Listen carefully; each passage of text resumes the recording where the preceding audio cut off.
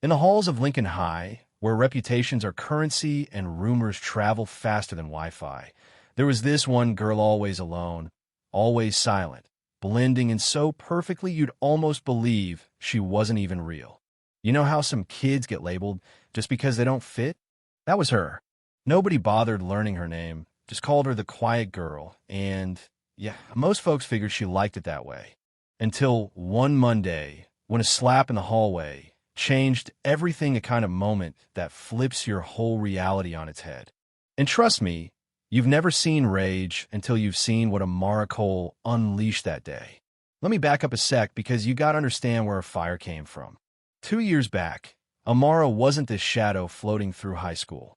She used to be bright, quick with a smile, the type of kid who'd ace math tests and still have time to joke around at lunch. But her dad Marine, tough as nails, but with this gentle way about him, vanished after a mysterious phone call. He left nothing but a note. "Stay strong, Mara. I'll be back." That's when her world fell apart. Her mom collapsed under the weight of grief and pills, leaving Amara to figure out life alone. The silence became her shield and, ironically, her curse. Bullies? They can sniff out vulnerability like sharks in blood.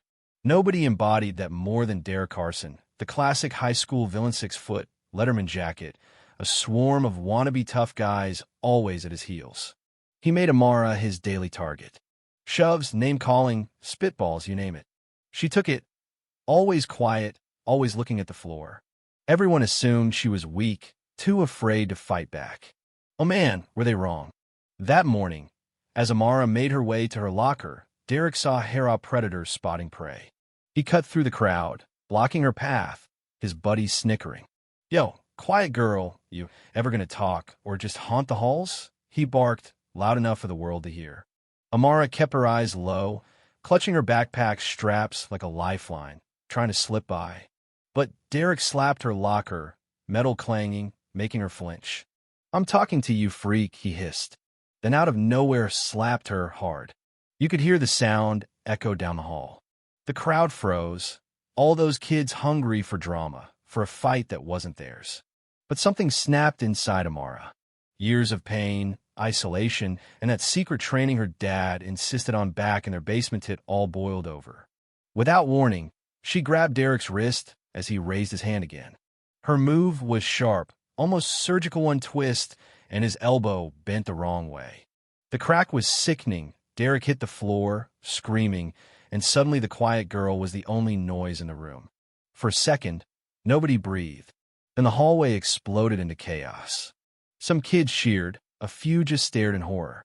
Amara, chest heaving, eyes wild, looked like a different person. She vanished into the crowd before the teachers arrived. Mrs.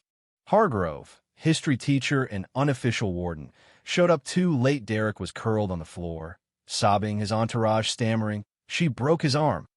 But when pressed, nobody could give her name, just her legend. Amara ducked into the girls' bathroom, hands trembling as she touched the burning spot on her cheek. Her father's voice echoed in her head. "It's not about strength, Mara. It's about leverage. Surprise. Control." Back then, she just thought it was a game. Now she knew better. Her dad hadn't just been a Marine, he'd been something else, something darker.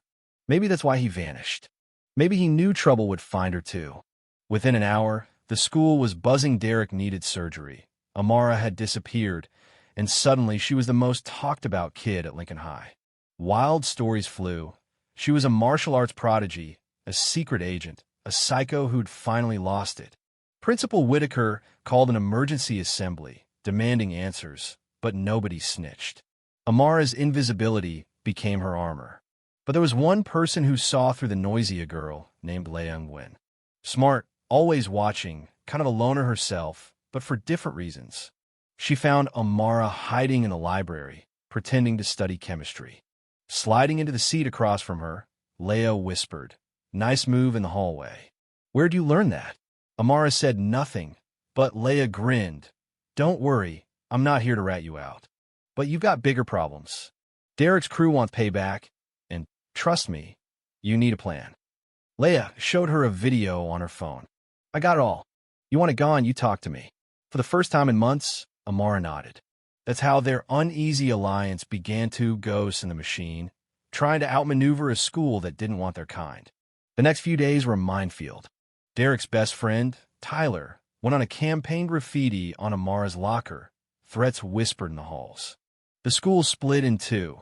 Some kids treated her like a hero, others eyed her like a ticking bomb. Every night, Amara replayed the moment she snapped Derek's arm, feeling a mix of power and guilt. She'd never wanted violence, but the slap had unleashed something deep, something her dad had prepared her for, but never explained. Then Leah, being the fixer she was, dug into Amara's records. She found nothing. No birth certificate, no old school files, just a vague transfer note. Who are you, really? Leah pushed. Amara, cornered, finally whispered, my dad worked for the government. Not the normal kind that doesn't exist on paper. Leah's eyes went wide, but before they could talk, Tyler and his crew stormed into the library, ready for revenge. Amara moved fast, pulling Leah behind a shelf, whispering, stay low. Tyler lunged, grabbing Amara's arm. She twisted free, slamming him into the books. Fists flew, shelves toppled, chaos reigned. Tyler pulled a knife, but before he could use it, Principal Whitaker and security burst in, ending the fight. The principal's gaze locked on Amara, a flicker of recognition passing between them. He didn't call the cops, just said, my office. Now, here's the twist once inside. Whitaker closed the door, lowered his voice, and told Amara, I knew your father. We worked together. He warned me you might need help. He slid her a burner phone. Someone will contact you. Don't trust anyone, not even your friend. Amara's world tilted. Her dad hadn't abandoned her. He was part of something that still had its hooks in her. The next week blurred by. Leah stuck to Amara, more curious than scared, even as Amara sensed she was being watched. Then, late one night, a black car started tailing her. Leah appeared with a baseball bat and a phone, saying she'd hacked the burner and found texts about Project Silent. Your dad's not just missing Amara, Leah whispered. He's involved in something big. And they're coming for you. Before Amara could react, two men in suits stepped out of the car.